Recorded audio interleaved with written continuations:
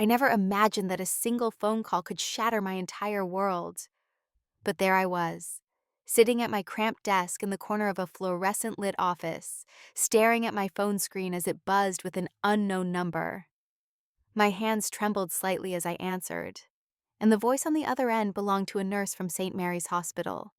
Her tone was professional, but carried an undertone of urgency that made my stomach drop. "Is this Chloe Martinez?" she asked.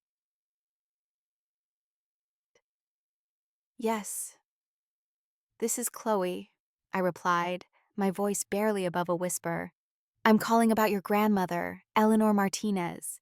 She's been admitted to our intensive care unit. Her condition is critical, and you're listed as her emergency contact. I think you should come as soon as possible." The words hit me like a freight train. My grandmother, my sweet, stubborn, fiercely independent grandmother, who had raised me when my own parents couldn't be bothered.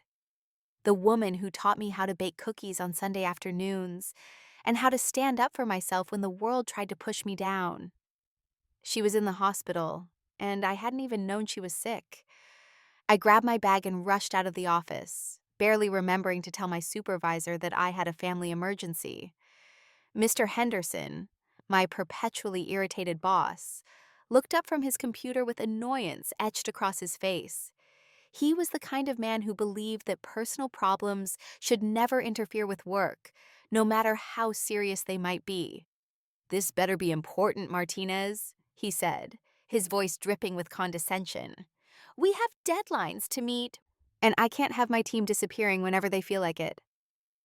I didn't have time to argue or explain. I just nodded and hurried toward the elevator, my heart pounding so hard I could hear it in my ears. The ride to the hospital felt like an eternity. Every red light, every slow driver, every moment of delay felt like torture. All I could think about was my grandmother lying in a hospital bed, possibly alone, possibly scared. When I finally arrived at St. Mary's Hospital, I practically ran through the automatic doors and straight to the information desk. The receptionist directed me to the intensive care unit on the 4th floor, and I took the stairs because waiting for the elevator felt impossible. By the time I reached the ICU, I was out of breath and my legs burned, but none of that mattered. The nurse who had called me met me at the entrance to the unit. Her name tag read Jennifer, and her eyes held a mixture of compassion and concern that made my chest tighten. "Your grandmother is stable for now," Jennifer explained as she led me down a sterile white hallway. "She had a severe stroke yesterday evening. A neighbor found her and called for help.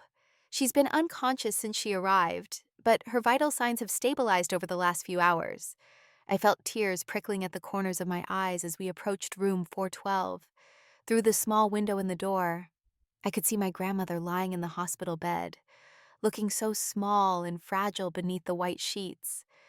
Machines surrounded her, beeping steadily, monitoring every aspect of her condition. An oxygen tube rested beneath her nose, and an IV line snaked from her arm to a bag of clear fluid hanging beside the bed. I pushed open the door and walked slowly to her bedside. My grandmother's face was pale, and her silver hair, usually so carefully styled, lay in disarray across the pillow. Her hands, those strong hands that had kneaded bread dough and wiped away my tears and held mine during thunderstorms, now lay motionless at her sides. "Grandma?" I whispered, taking her hand in mine. Her skin felt cool and papery, and I gently squeezed her fingers, hoping for some sign of recognition. "I'm here now. I'm so sorry I wasn't here sooner." I pulled a chair close to the bed and sat down, refusing to let go of her hand. The hours passed in a blur of doctor visits and nurse checks. They explained that the stroke had been severe, affecting the left side of her brain. They couldn't say for certain what her recovery would look like, or if she would even wake up. All they could do was monitor her condition and hope for the best. I stayed by her side through the night, dozing fitfully in the uncomfortable chair, jerking awake every time a machine beeped or a nurse entered the room.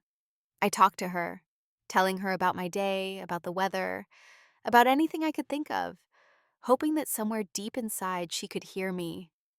As dawn broke and pale sunlight filtered through the hospital window, I felt exhausted but determined. I wasn't going anywhere. My grandmother had been there for me my entire life, and now it was my turn to be there for her. Around 8 in the morning, my phone started buzzing incessantly. I pulled it out and saw a flood of messages from my family members. My mother, Linda, had sent several texts asking what was going on. My uncle Robert wanted to know if the rumors about Grandma being in the hospital were true. My Aunt Patricia demanded immediate updates.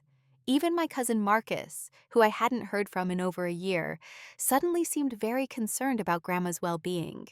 I found it strange and somewhat infuriating that none of them had bothered to visit my grandmother regularly when she was healthy. But now that she was sick, they were all suddenly so interested. I responded with brief updates, telling them which hospital she was in and that her condition was serious but stable. Within 2 hours, they started arriving. My mother swept into the ICU like a hurricane, her designer handbag swinging from her arm and her perfectly applied makeup somehow still intact despite her claims of being absolutely devastated. My Uncle Robert arrived shortly after, wearing an expensive suit that seemed entirely inappropriate for a hospital visit. Aunt Patricia came with her husband, both of them looking more annoyed than concerned, as if visiting their dying mother was an inconvenience they could barely tolerate. "Oh, Chloe, you poor thing," my mother said, though her eyes barely glanced at me before fixing on my grandmother. "How long has she been like this? Why didn't anyone call me sooner?" "The hospital called me because I'm listed as her emergency contact," I explained, trying to keep the edge out of my voice. "I came as soon as I heard." "Well, of course they called you," Aunt Patricia said with a sniff. "You're the only one who lives nearby. The rest of us have important lives and responsibilities." I bit my tongue to keep from responding. The truth was that I lived nearby because I had chosen to stay close to my grandmother. After my parents' divorce when I was 8, my grandmother had taken me in and raised me. She had been more of a parent to me than my actual parents ever were. My mother had been too busy climbing the social ladder and finding her next husband to worry about raising a child. And my father had disappeared entirely, moving across the country and starting a new family as if I had never existed. Over the next few days, my family members became permanent fixtures in the hospital. They camped out in the waiting room, taking turns visiting my grandmother and discussing her condition in hushed voices that weren't quite hushed enough. I heard them speculating about her assets, about her house, about what she might have left behind.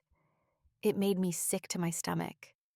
On the third day, my grandmother finally opened her eyes. I was alone with her at the time, reading aloud from one of her favorite books, when I noticed her fingers twitching in my hand. I looked up and saw her eyelids fluttering, and then slowly, painfully, they opened. "Grandma?" I whispered, leaning closer. "Can you hear me?" Her eyes found mine, and though she couldn't speak, I saw recognition there. Tears streamed down my face as I pressed the call button for the nurse. Within moments, the room filled with medical staff, checking her vitals and assessing her condition. My family rushed in, crowding around the bed and making it impossible for the doctors to work properly. "Everyone needs to step back," one of the doctors said firmly. "Give us room to examine the patient." We were ushered out into the hallway, where my family immediately began celebrating, as if my grandmother had already made a full recovery. I stood apart from them, watching their false joy with growing disgust. They didn't care about her. They cared about what she represented, what she could give them. The doctor emerged about 20 minutes later, his expression serious. He explained that while my grandmother had regained consciousness, the stroke had caused significant damage. She had lost the ability to speak, and the left side of her body was partially paralyzed. She would need extensive physical therapy and round-the-clock care. The road to recovery would be long and difficult, and there were no guarantees about how much function she would regain. "She can't live alone anymore," the doctor said, looking directly at me. "She'll need to be in a care facility or have someone with her at all times." "I'll take care of her," I said immediately, without hesitation. My mother laughed, actually laughed, at my declaration. Chloe, sweetheart, be realistic. You work full-time at a job that barely pays your rent. How are you going to afford to take care of Mother? She needs professional care, not some amateur attempt at nursing.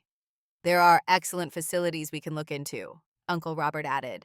Places where she'll get proper care from trained professionals. You mean places where you can dump her and forget about her?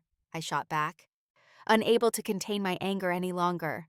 I'm not putting her in some facility where she'll be alone and scared. I'll figure it out.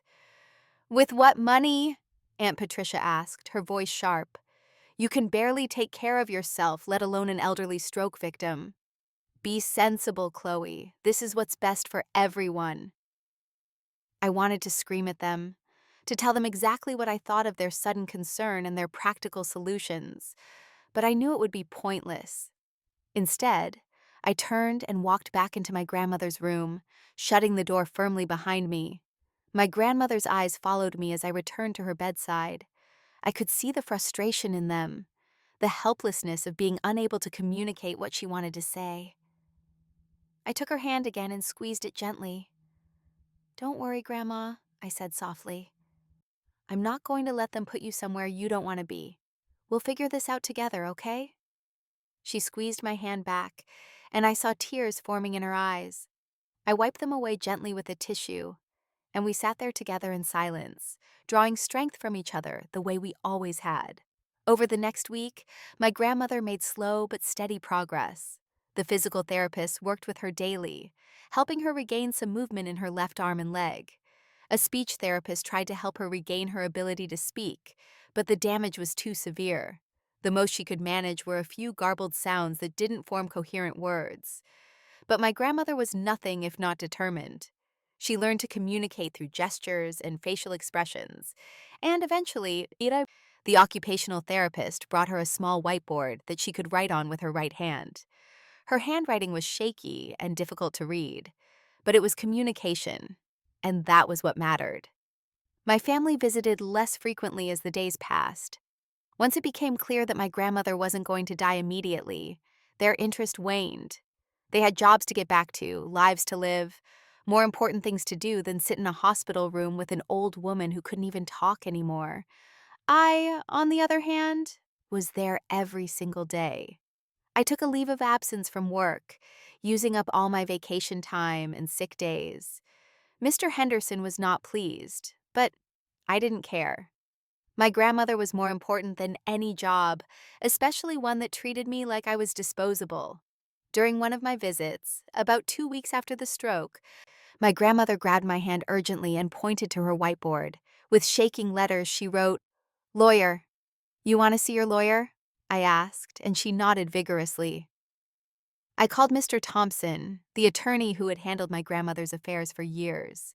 He arrived the next day, a distinguished gentleman in his 60s with kind eyes and a gentle manner. My grandmother seemed relieved to see him, and she immediately began writing on her whiteboard, filling page after page with instructions that only she and Mr. Thompson seemed to understand. I stepped out to give them privacy, waiting in the hallway and wondering what was so urgent.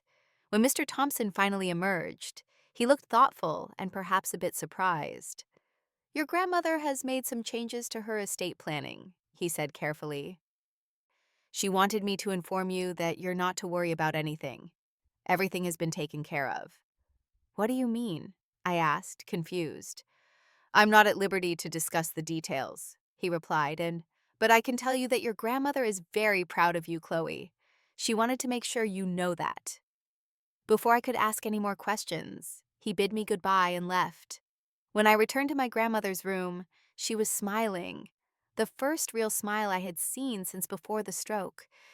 She patted the bed beside her, and I sat down carefully, avoiding the various tubes and wires. She wrote on her whiteboard, "Thank you for everything." "You don't have to thank me, Grandma," I said, my voice thick with emotion. "You've done so much for me my whole life. This is the least I can do." She shook her head and wrote again, "You are my heart." I broke down then, crying into her shoulder while she stroked my hair with her good hand, just like she used to do when I was a little girl. And the world felt too big and scary. 3 weeks after her stroke, the doctors finally cleared my grandmother to leave the hospital. The social worker had arranged for her to go to a rehabilitation facility where she would receive intensive physical and occupational therapy. It wasn't the same as going home, but it was better than staying in the hospital, and it was certainly better than the nursing homes my family had been suggesting. I helped pack up her things and rode with her in the ambulance to the facility. It was a nice place, clean and bright with large windows that let in plenty of natural light. The staff seemed genuinely caring, and my grandmother's room was spacious and comfortable. But I could see the sadness in her eyes as we got her settled. This wasn't her home, with its familiar furniture and her garden, and all the memories she had built over decades. "I'll visit every day," I promised her, "and as soon as you're strong enough, we'll figure out how to get you home." She nodded, but I could tell she didn't quite believe it was possible. Neither did I, if I was being honest. The cost of round-the-clock care was astronomical, and my meager salary as a data entry clerk wouldn't even begin to cover it. I returned to work the following Monday, dreading the confrontation I knew was coming. Mr. Henderson called me into his office within an hour of my arrival. "Martinez," he said, not bothering with pleasantries. "Your performance over the past month has been unacceptable. You've missed numerous days of work, and when you are here, your mind is clearly elsewhere. I'm placing you on administrative leave pending a review of your position with the company." "Administrative leave?" I repeated, feeling my stomach sink. "Mr. Henderson, I explained the situation. My grandmother had a stroke. I had to be there for her." "And I sympathize with your situation," he said, though his tone suggested otherwise. "But this is a business, not a charity. We need employees who can be relied upon to be here and do their jobs. I suggest you use this time to get your priorities in order." I left his office in a daze, gathered my few personal belongings from my desk, and walked out of the building. Administrative leave was just a nice way of saying I was being pushed out. They would find some reason to let me go eventually, and there was nothing I could do about it. As I sat in my car in the parking lot, I felt the weight of everything crashing down on me. My grandmother was in a rehabilitation facility with no clear path home. I was essentially unemployed with bills piling up. My family was useless, more interested in my grandmother's assets than her actual well-being. I had never felt so alone and overwhelmed in my entire life, but I couldn't give up. My grandmother hadn't given up on me when I was a scared 8-year-old girl whose parents didn't want her. She had opened her home and her heart, and she had raised me to be strong and resilient. I owed her everything, and I wasn't going to let her down now. I visited her every single day at the rehabilitation facility.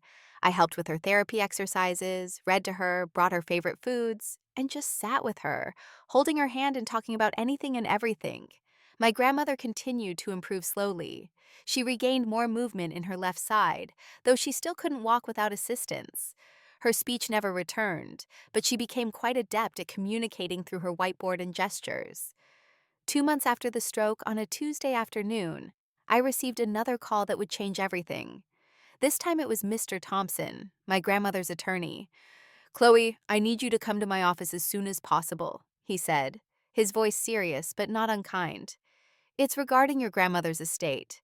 There are some matters we need to discuss." My heart sank. "Is she okay? Did something happen?" "Your grandmother is fine," he assured me quickly. "This is about her will and some arrangements she made. Can you come this afternoon?" I agreed and drove to his office in downtown Seattle, my mind racing with possibilities. Had my grandmother changed her will? Was she leaving everything to my mother and her siblings? I wouldn't blame her if she did. They were her children, after all, even if they had been absent for most of her recent life. Mr. Thompson's office was in a beautiful old building with high ceilings and dark wood paneling. His secretary showed me into his private office, where he sat behind a massive mahogany desk covered with neat stacks of papers. "Please sit down, Chloe," he said, gesturing to one of the leather chairs across from his desk. "I'm sure you're wondering why I asked you here. Is this about Grandma's will?" I asked directly. In a manner of speaking, yes, he replied. Your grandmother made some significant changes to her estate planning after her stroke. She wanted me to explain everything to you personally. He pulled out a thick folder and opened it, revealing numerous documents covered in legal language that made my head spin. Your grandmother has been very astute with her finances over the years, Mr. Thompson began. Her late husband, your grandfather, was a successful businessman who left her quite comfortable when he passed away 15 years ago. Your grandmother invested wisely and lived modestly. As a result, her estate is worth considerably more than most people realize. I nodded, not sure where this was going. I knew my grandmother owned her house outright and had some savings, but I had never thought much about it. After her stroke, your grandmother became concerned about what would happen to her assets, Mr. Thompson continued. She was particularly worried about certain family members who might not have her best interests at heart, so she made some changes. He pulled out another document and slid it across the desk to me. This is your grandmother's new will. I want you to read it carefully. My hands trembled as I picked up the document. The legal language was dense and confusing, but as I read through it, certain phrases jumped out at me. Sole beneficiary, entire estate, Chloe Martinez. I looked up at Mr. Thompson in shock. I don't understand. This says she's leaving everything to me. That's correct, he confirmed. Your grandmother has left her entire estate to you, with the exception of a few small bequests to charity. This includes her house, her investment accounts, her savings, and all other assets. The total value is approximately $5 million. The room seemed to spin around me. $5 million. It was an incomprehensible amount of money. I had been struggling to pay my rent, working a dead-end job for $15 an hour, and my grandmother had $5 million. But her children, I stammered. My mother, Uncle Robert, Aunt Patricia, surely she meant to leave them something. Mr. Thompson's expression became stern. Your grandmother was very clear about her intentions. She stated that her children had shown little interest in her well-being over the years and only seemed concerned with her assets. You, on the other hand, have been devoted to her care. She wanted to ensure that you would be taken care of and that you would have the means to continue caring for her. He pulled out yet another document. She also established a trust to cover all of her medical expenses and care for the rest of her life. That money is separate from your inheritance and is specifically designated for her needs. You won't have to worry about paying for her care. I couldn't speak. Tears streamed down my face as the magnitude of what my grandmother had done sank in. She had not only secured her own future, but mine as well. She had given me freedom, security, and the ability to live without the constant stress of financial worry. There's one more thing, Mr. Thompson said, his voice gentle. Your grandmother wanted me to give you this.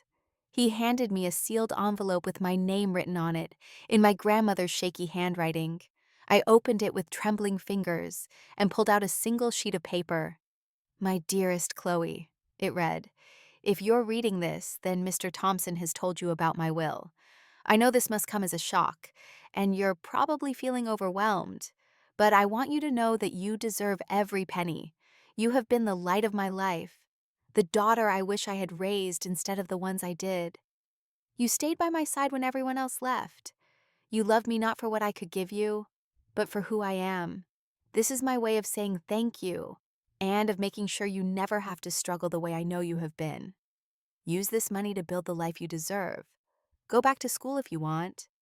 Travel the world, buy a house, do whatever makes you happy. And don't feel guilty about it.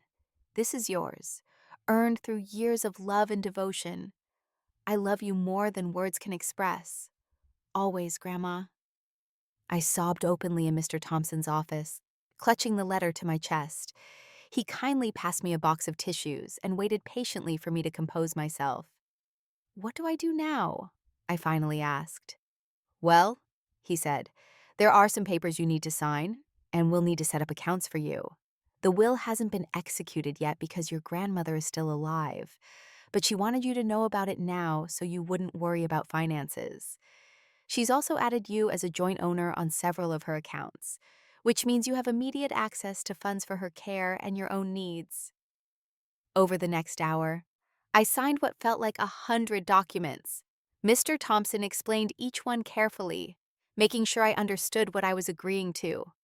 By the time I left his office, I had access to a checking account with $50,000 in it for immediate expenses, and I knew that much more would be coming eventually.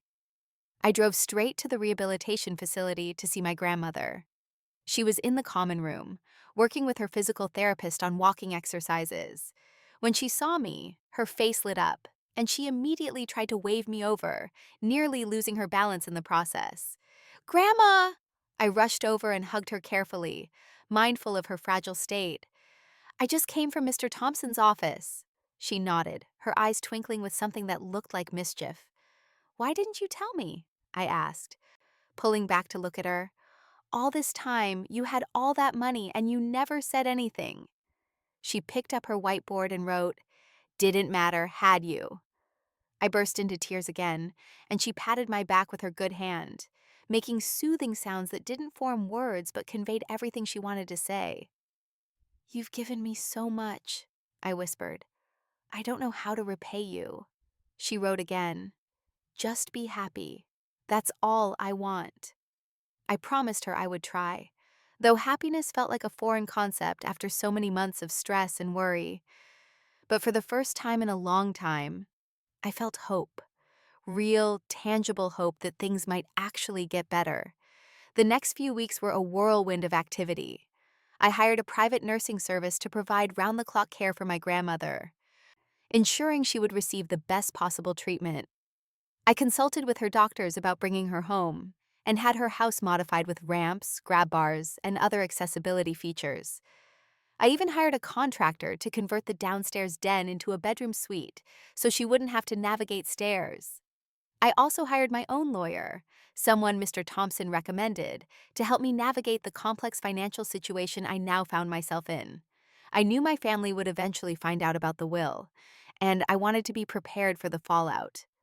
My grandmother was finally able to come home 3 months after her stroke. I had taken a leave of absence from my job, or what remained of it, and dedicated myself entirely to getting her settled. The house looked different with all the modifications, but it was still her home, filled with her furniture and her memories and her love. She cried when we wheeled her through the front door. Happy tears, I think, though it was hard to tell. I cried too, overwhelmed with relief and gratitude that we had made it to this point. The private nurses I had hired were wonderful. They cared for my grandmother with genuine compassion, helping her with her daily needs while still encouraging her independence. Physical and occupational therapists came to the house several times a week, continuing her rehabilitation in familiar surroundings.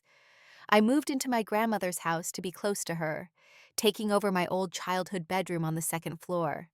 It felt strange being back in that room, surrounded by memories of my younger self, but it also felt right.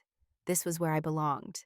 My family, predictably, was not pleased with any of these developments. My mother called me repeatedly, demanding to know where I was getting the money for private nurses and home modifications. I deflected her questions, telling her only that I had taken out loans and was managing somehow. "This is ridiculous, Chloe," she said during one particularly heated phone call. "You're going to bankrupt yourself trying to play nurse. Mother needs to be in a proper facility where professionals can care for her." "She is being cared for by professionals," I replied calmly. "In her own home, where she wants to be." "With what money?" my mother demanded. "You don't have that kind of money. Is Mother paying for this? Because if she is, we need to have a family meeting about her finances. She can't be spending her savings on unnecessary luxuries when she might need that money for years of care. Her finances are none of your business," I said, my voice harder than I intended.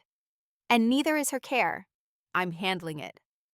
My mother sputtered with indignation, but I ended the call before she could say anything else. I knew I was only delaying the inevitable confrontation, but I wanted to give my grandmother as much peace as possible before the storm hit. That storm arrived about a month later, in the form of an unexpected visit from my entire family. I was sitting in the living room with my grandmother, reading her the newspaper, when the doorbell rang insistently. I opened it to find my mother, Uncle Robert, Aunt Patricia, and even Cousin Marcus standing on the porch, all looking determined and slightly aggressive. "We need to talk," my mother announced, pushing past me into the house without waiting for an invitation. "About what?" I asked, though I knew exactly what was coming. "About Mother's care and her finances," Uncle Robert said, following my mother inside. "We've been patient, Chloe, but this has gone on long enough. We have a right to know what's happening with our mother's money." They all filed into the living room, where my grandmother sat in her wheelchair, her eyes widening with alarm at the invasion. I positioned myself between her and them, a protective barrier against whatever they had planned. "There's nothing to discuss," I said firmly.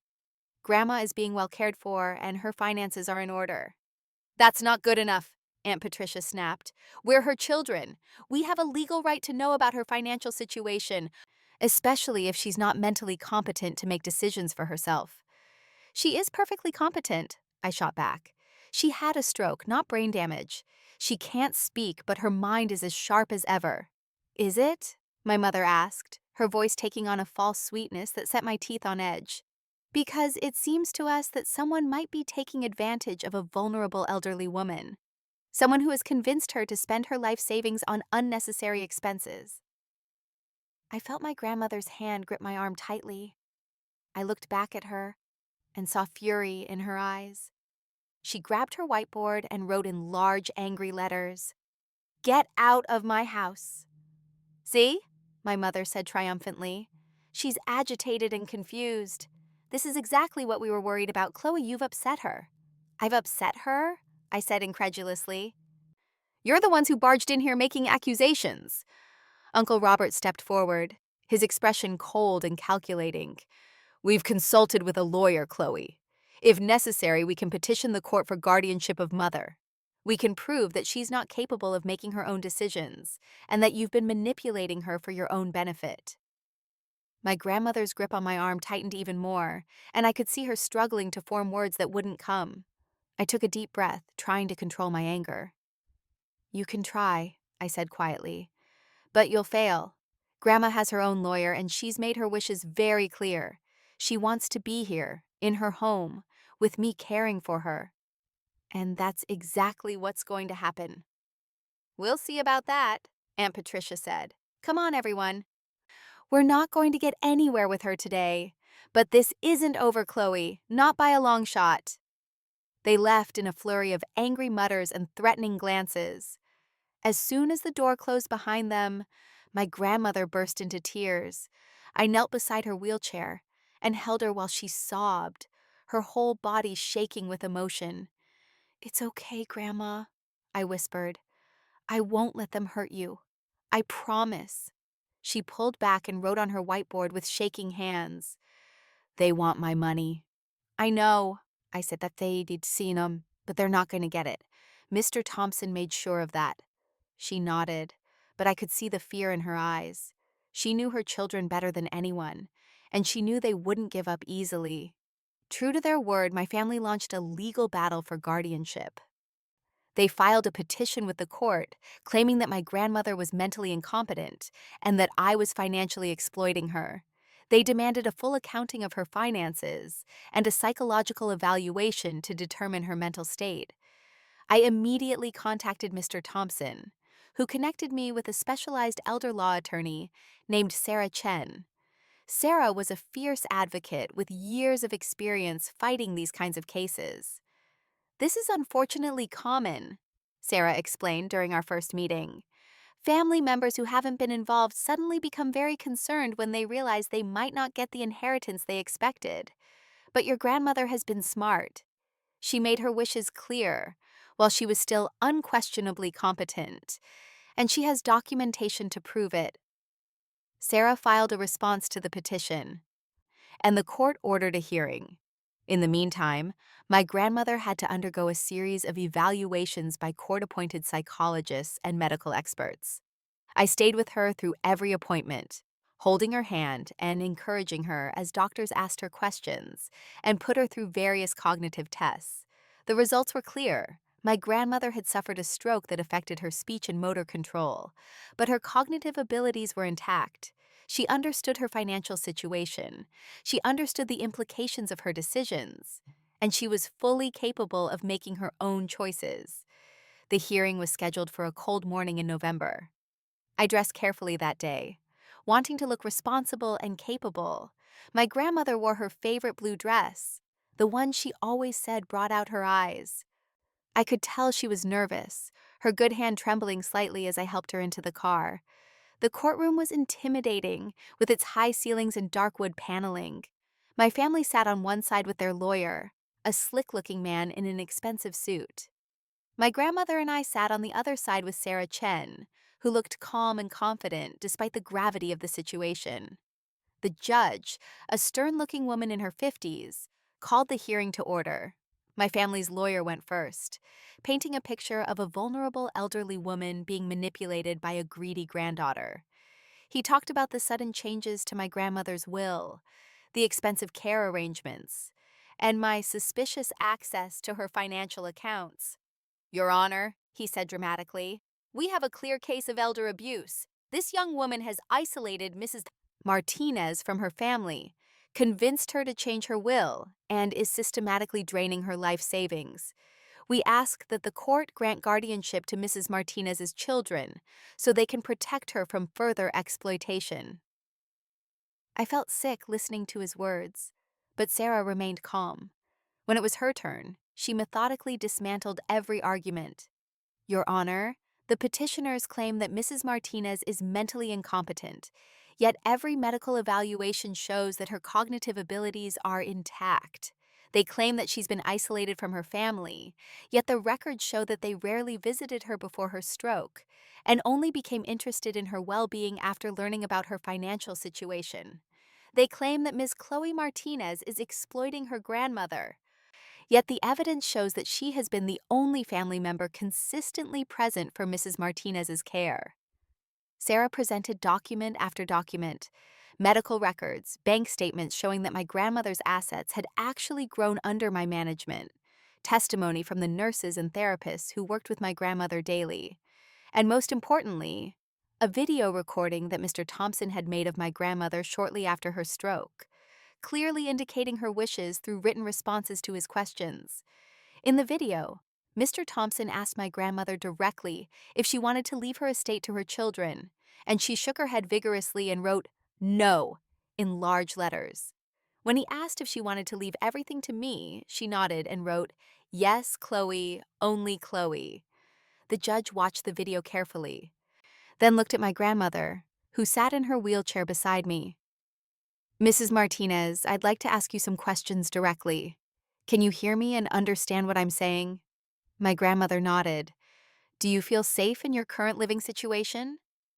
She nodded again, more vigorously. "Are you being coerced or manipulated by your granddaughter in any way?" My grandmother shook her head emphatically and reached for her whiteboard. She wrote in large letters, "Chloe is good, others want money." The judge read the whiteboard and nodded slowly. "Mrs. Martinez, do you want your children to have guardianship over you?" My grandmother's response was immediate and clear. She shook her head so hard I was afraid she might hurt herself, and she wrote on her whiteboard, "No, never." The judge looked at my family, who were shifting uncomfortably in their seats. "Do any of the petitioners wish to address the court?" My mother stood up, her voice shaking with what I'm sure she wanted to appear as emotion, but came across as anger. "Your Honor, my mother is clearly not thinking straight. She's been through a traumatic medical event, and she's being influenced by someone who has everything to gain from keeping us away from her. We love our mother, and we only want what's best for her." "If you love her so much," the judge said dryly, "why is there no record of any of you visiting her regularly before her stroke? Why did none of you offer to help with her care? Why is it that the only person who has consistently been present for Mrs. Martinez is the granddaughter you're accusing of exploitation?"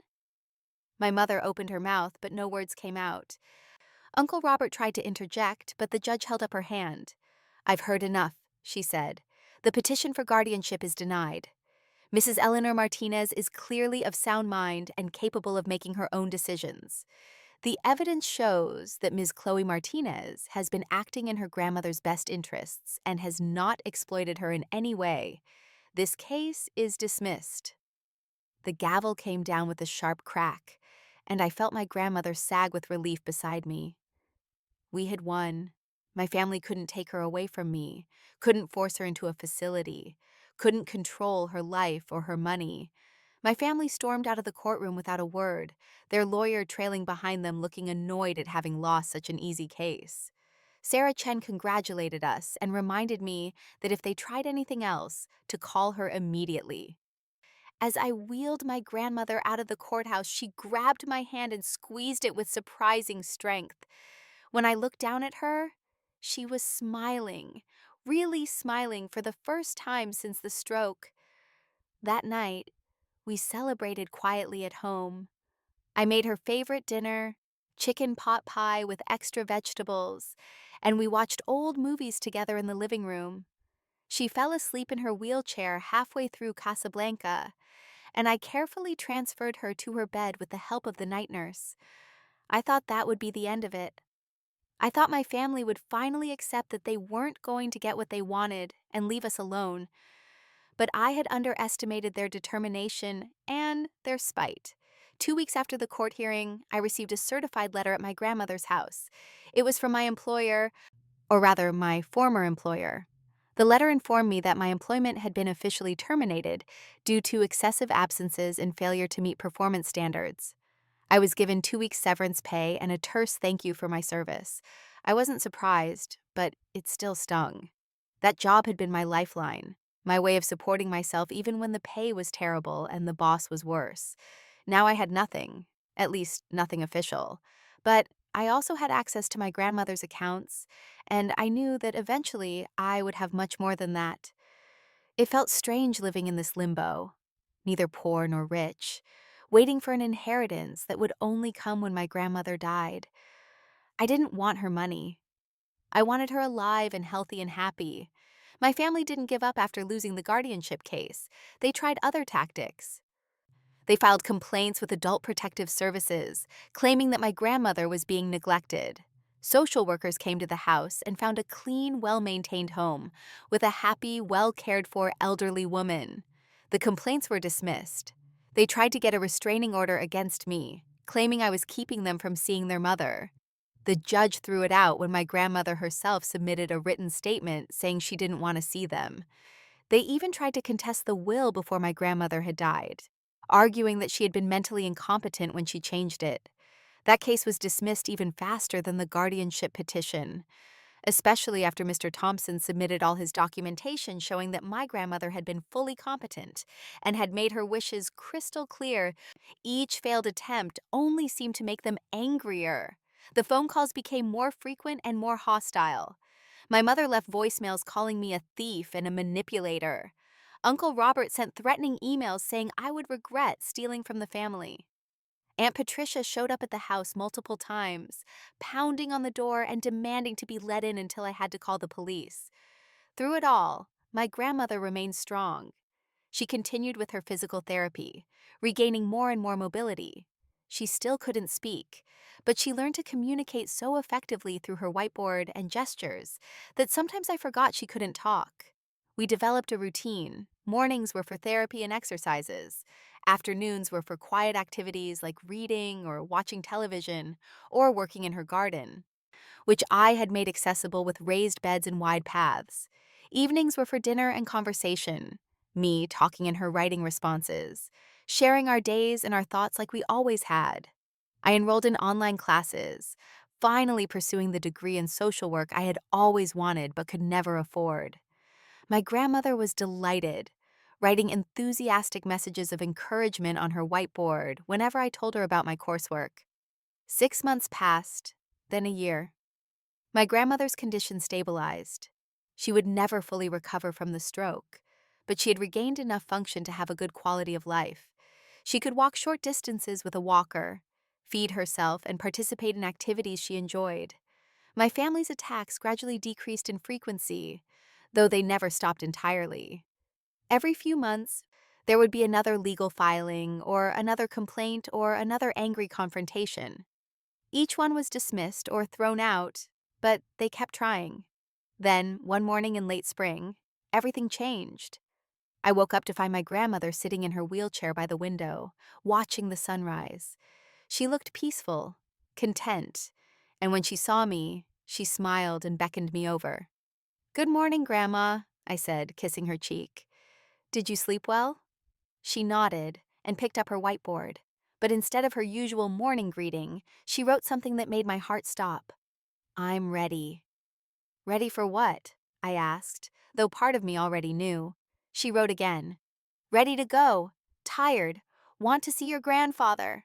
"Grandma, no," I said, tears already forming in my eyes. "You're doing so well." "Please, don't talk like that." She shook her head and wrote, "It's time. Don't be sad. I've had a good life. You made it better." Over the next few days, my grandmother's condition began to decline. It wasn't dramatic or sudden. She just seemed to be fading, like a flower slowly wilting.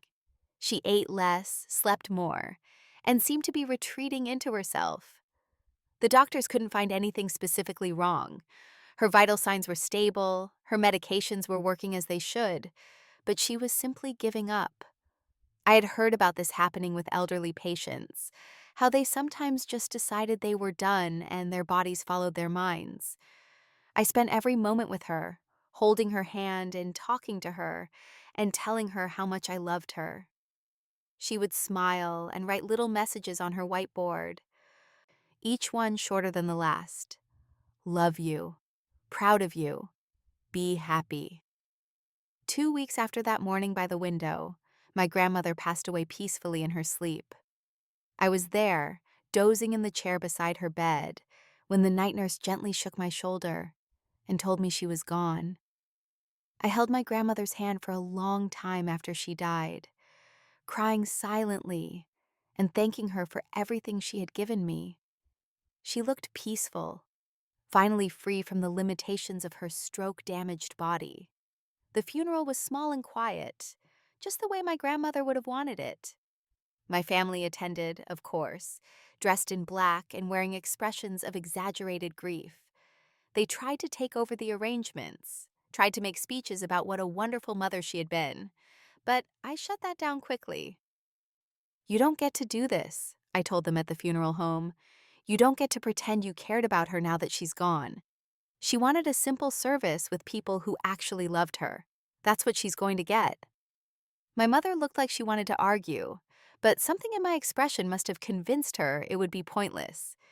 They sat in the back of the funeral home during the service, silent and sullen, while I and a handful of my grandmother's actual friends celebrated her life. After the funeral, Mr. Thompson requested a meeting with me and my family for the reading of the will. I knew what was coming, but my family clearly expected something different. They showed up at his office looking smug and confident, probably imagining that they would finally get what they believed they were owed. Mr. Thompson read through the will with his usual professional demeanor. My grandmother had left small donations to several charities she had supported over the years. She had left her jewelry to me, along with all her personal effects. And she had left her entire estate, valued at just over $5 million, to me. The silence in the room after Mr. Thompson finished reading was deafening. My mother's face turned red, then white, then red again. Uncle Robert looked like he might have a stroke himself. Aunt Patricia actually stood up and started screaming. "This is outrageous!" she shrieked. "She can't do this. We're her children. We have a right to that money." Mrs. Martinez had every right to dispose of her assets as she saw fit, Mr. Thompson said calmly. "The will is legal, properly executed, and uncontestable. I have documentation showing that she was of sound mind when she made these decisions." "We'll sue," Uncle Robert declared. "We'll take this to court. She was clearly manipulated." "You can try," Mr. Thompson said, his voice taking on a harder edge. "But I should warn you that Mrs. Martinez anticipated this reaction. She left instructions that if anyone contests this will, they are to receive nothing, not even the token bequest she originally considered. Additionally, she documented her reasons for disinheriting her children in a letter that will become part of the public record if you choose to contest. What letter? My mother demanded. I want to see this letter. Mr. Thompson pulled out a sealed envelope and carefully opened it. He began to read in a clear, steady voice. To my children, Linda, Robert, and Patricia. If you are hearing this letter, it means you have chosen to contest my will. I am not surprised. Your greed and selfishness have been evident throughout your lives. You abandoned me when I needed you most. You ignored me when I was healthy and only showed interest when you thought you might benefit financially. You tried to take control of my life and my assets, not out of love or concern, but out of avarice. You made my final years more difficult than they needed to be with your constant harassment and legal battles. You do not deserve my money, and you certainly do not deserve my love. Chloe is the daughter I wish I had raised. She loved me unconditionally, cared for me tirelessly, and asked for nothing in return. She deserves everything I have to give, and I give it to her gladly. I hope you can live with the consequences of your choices. I certainly died at peace with mine. The room was silent again after Mr. Thompson finished reading. My mother was crying, but I couldn't tell if it was from grief or rage. Uncle Robert looked defeated, all his bluster gone. Aunt Patricia had sat back down and was staring at the floor. If there's nothing else, Mr. Thompson said, I believe we're finished here. Chloe, please stay. We have some paperwork to complete. My family filed out of the office without another word. I never saw them again. They didn't contest the will. They didn't call or write or try to contact me in any way. They simply disappeared from my life, and I was grateful for it. Over the next few months, I worked with Mr. Thompson to settle my grandmother's estate. The house became mine, along with all her investments and savings. I was suddenly impossibly wealthy, and I had no idea what to do with it. I thought about my grandmother's letter, the one she had written to me explaining her decision. Use this money to build the life you deserve, she had said. So that's what I set out to do. I finished my degree in social work, graduating with honors. I started a nonprofit organization dedicated to helping elderly people who didn't have family support, providing them with companionship, assistance with daily tasks, and advocacy when they needed it. I named it Eleanor's House after my grandmother. I hired people who genuinely cared about helping others, paying them well, and treating them with respect. I bought a building in downtown Seattle and converted it into a community center where seniors could gather, take classes, and receive services. I kept my grandmother's house, unable to part with it in all its memories. I lived there quietly, maintaining her garden and her rooms exactly as she had left them. Sometimes, when I sat in her favorite chair by the window, I could almost feel her presence, could almost hear her voice telling me how proud she was. I never forgot what my grandmother taught me, that family isn't always about blood, that love is shown through actions, not words, and that the greatest gift you can give someone is your time and attention when they need it most. Years have passed since my grandmother died, and I've built a life I'm proud of. Eleanor's House has helped hundreds of elderly people, giving them the support and care they deserve. I've made real friends, people who care about me for who I am, not what I have. I've even started dating again, something I never thought I'd have time or energy for. But I still think about my grandmother every single day. I think about her strength, her wisdom, and her unconditional love. I think about how she saved me twice. Once when I was a child and needed a home, and once when I was an adult and needed hope. The money she left me changed my life, but it was never really about the money. It was about what the money represented. Her love, her trust, and her belief that I deserved good things. She gave me the tools to build the life I wanted, but more importantly, she gave me the confidence to believe I could do it. My family never apologized, never acknowledged their mistakes, never tried to make amends. I don't know what happened to them, and I don't particularly care. They made their choices, and they have to live with the consequences. As for me, I'm living the life my grandmother wanted for me. I'm happy, I'm fulfilled, and I'm making a difference in the world. Every elderly person I help, every lonely senior I visit, every advocacy battle I win, I do it in her memory. Because that's what real love looks like. Not grand gestures or empty words, but consistent daily acts of care and devotion. My grandmother showed me that, and now I spend my life showing others.